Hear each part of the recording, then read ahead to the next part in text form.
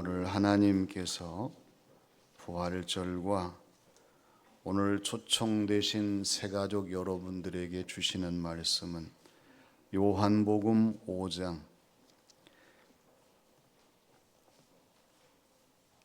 24절에서 29절 말씀입니다.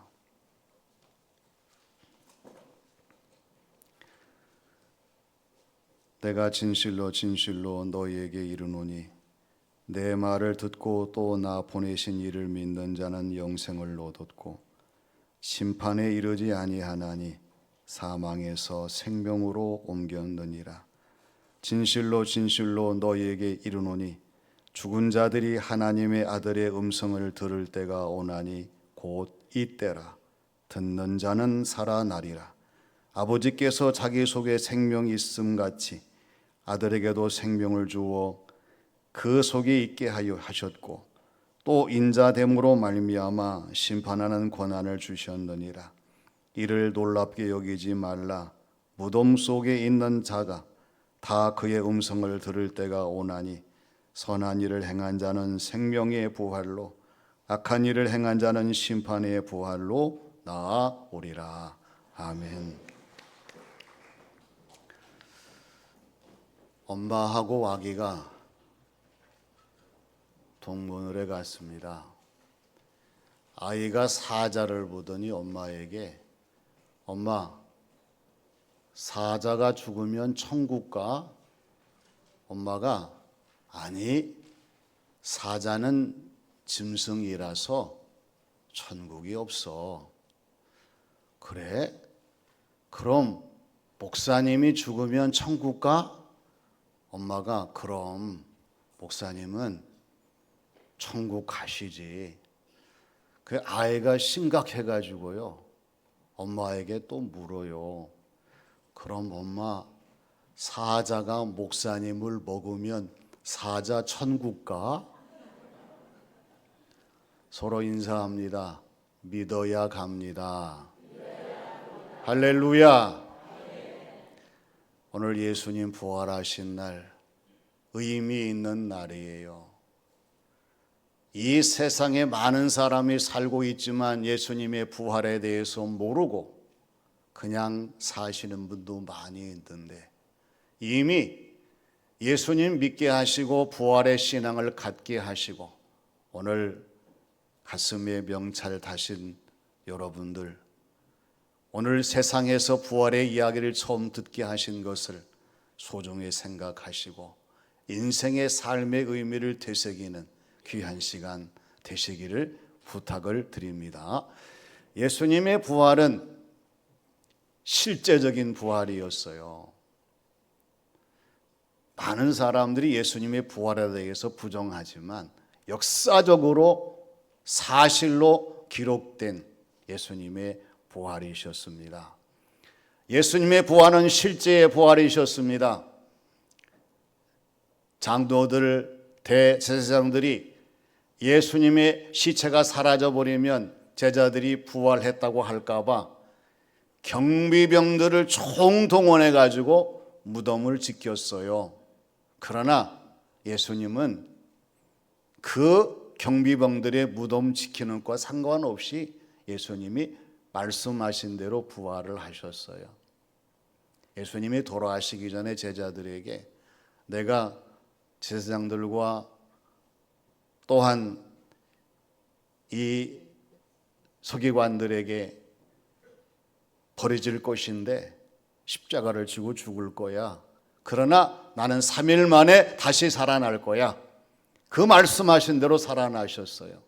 그리고 예수님의 부활은 영생의 부활이었습니다. 오늘 다시 사신 부활, 따라서 합니다. 다시 사신 부활. 이 예수님이 다시 사셔서 이제는 우리를 다시 살리시는 거예요. 어떻게 살리시는가? 첫째는 듣고 믿는 자를 살리시는 부활이에요. 오늘 24절 말씀 보면은 진실로 진실로 너희에게 이르노니 내 말을 듣고 또 나를 보내신 자를 믿는 자는 영생을 얻었고 심판에 이르지 아니하나니 사망에서 생명으로 옮겼느니라. 이렇게 말씀을 하세요. 사망에서 생명으로 중요한 우리의 삶의 전환점입니다. 예수님의 부활을 믿는 사람들은 사망에서 생명으로 옮긴다는 사실을 잊어버리지 말고 이 부활의 소망을 갖는 신앙으로 살아가는 우리 성도들과 새가족 여러분들이 되시기를 바랍니다. 하루살이하고 날파리가 아침에 만나가지고 온종일 즐겁게 놀아요. 해가 집니다. 그래서 날파리가 하루살이에게 야, 오늘 즐거웠어. 내일 또 만나자. 하루살이가 내일이 뭐야? 하루살이는 내일이 없어요. 이 세상에 많은 사람이 살아가지만 그냥 육신적으로는 날짜 계산하는 내일이 있어도 영원한 세상이 펼쳐지는 내일을 알지 못하는 사람 참 많아요. 우리 인사합니다. 우리는 하루살이가 아닙니다. 내일이 있는 사람이에요. 그렇기 때문에 우리의 신앙생활이 내일로 이어지는 부활로 승화될 수 있는 신앙생활이 주인공이 되어야 돼요. 오늘 25절 말씀에서 진실로 진실로 너희에게 이르노니 죽은 자들이 하나님의 아들의 음성을 들을 때가 오나니 곧 이때라. 따라서 합니다. 듣는 자는 살아나리라. 아멘. 죽은 자들, 내일을 모르는 사람들이에요. 영원한 영생을 모르는 사람들이에요. 이러한 사람들이 하나님의 아들 예수 그리스도 부활하신 주님 음성을 들을 때가 오는데 곧 이때라. 오늘 이 시간이에요.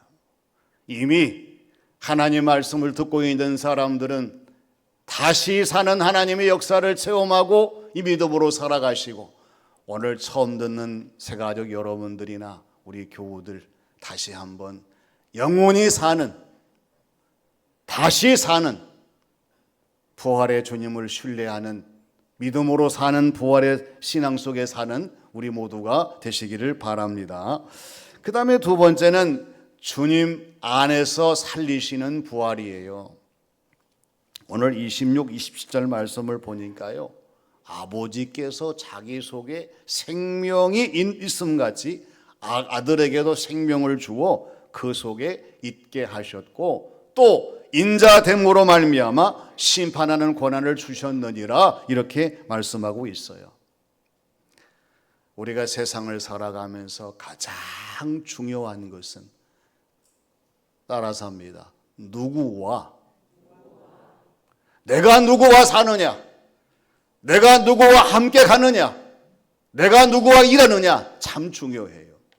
불행한 사람들은요, 불행하게 만드는 사람과 함께 있기 때문에 불행한 거예요. 행복한 사람 역시 마찬가지입니다. 사람이 행복해지는 조건의 모든 이유들은 그 사람을 행복할 수 있게 만들어주는 사람과 함께 있기 때문에 행복할 수 있는 거예요. 예수 그리스도 우리 주님은 저와 여러분들을 불행하게 하시는 분이 아니라 행복하게 하시는 분인 줄로 믿습니다. 왜냐하면 예수님은 하나님이십니다. 예수님은 메시아이십니다. 예수님은 사망 권세로 이기시고 부활하신 분이시기 때문에 얼마든지 우리를 행복하게 만들어 주시고 우리의 주어진 모든 삶을 살아갈 수 있도록 하시기 때문에 주님 안에서만이 진정한 행복이 있고 진정한 구원이 있고 진정한 영생이 있는 이 사실을 잊어버리지 말고 우리 교우들과 새가족 여러분들은 인생의 삶의 의미를 깊이 깨닫고 다시 새롭게 도전하는 귀한 삶이 되시기를 바랍니다. 마지막은 행함을 따라 살리시는 부활입니다. 오늘 28, 29절 말씀을 보면은요, 이를 놀랍게 여기지 말라. 무덤 속에 있는 자가 다 그의 음성을 들을 때가 오나니 선한 일을 행한 자는 영생의 부활로 악한 일을 행한 자는 심판의 부활로 나아오리라. 이렇게 말씀하세요. 여러분, 무덤 속에 있는 자라고 하는 것은 꼭 돌아가셔서 이 산소, 무덤에 모신 자만 의미하는 것이 아니에요. 살았으나 죽은 사람들이 많이 있어요.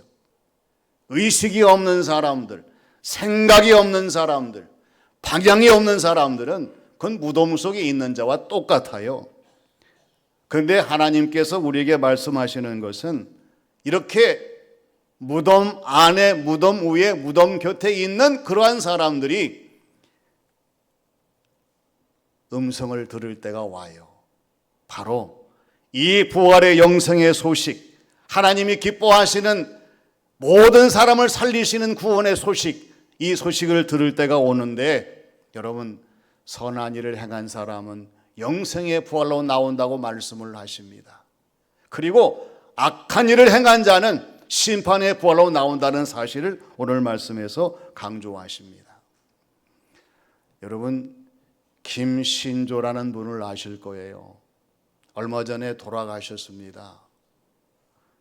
이분이 1968년 1월 21일 날 우리나라 박정희 대통령 청와대를 습격해서 그냥 목숨을 빼앗으려고 31명의 무장공비들이 침투를 해가지고 청와대 300m 앞까지 왔어요. 다행히 조치를 해서 모든 사람을 다 섬멸하고 마지막 한 사람 산 사람이 김신조였어요. 놀라운 것은 이분이 나중에 귀순을 하죠. 개종을 합니다. 그리고 새로운 가정을 이룹니다. 한 가지 일화는 뭐냐면요, 김만철 씨라고 하는 분 아실 거예요. 그 가족이 탈북을 해가지고 어디로 가야 될까 고민하는 때에 우리나라 정부에서 이 김신조 이분을 보냈어요. 사실은 김만철 씨하고 이분하고 같은 동네였대요. 만나자마자 너무나 반가워가지고, 만철이 형, 내래 정미소집 아들 신 좀 내다. 걱정하지 마시라고.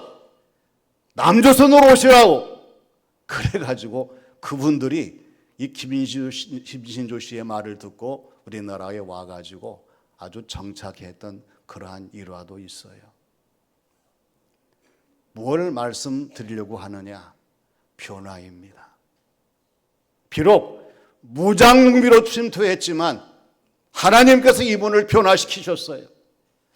남한이 변하여 북한이 변하여 남한이 되게 하셨어요. 북한에 살았지만 남한에 와가지고요, 죽을 사람이지만 생명을 얻었습니다. 그리고 불신자, 신앙에 대해서 알지 못하는 사람이었지만은 예수님 믿고 목사가 되어서 복음을 전하면서 일을 하다가 세상 끝날 정말 기쁨으로 자기의 모든 생애를 마칠 수가 있었어요.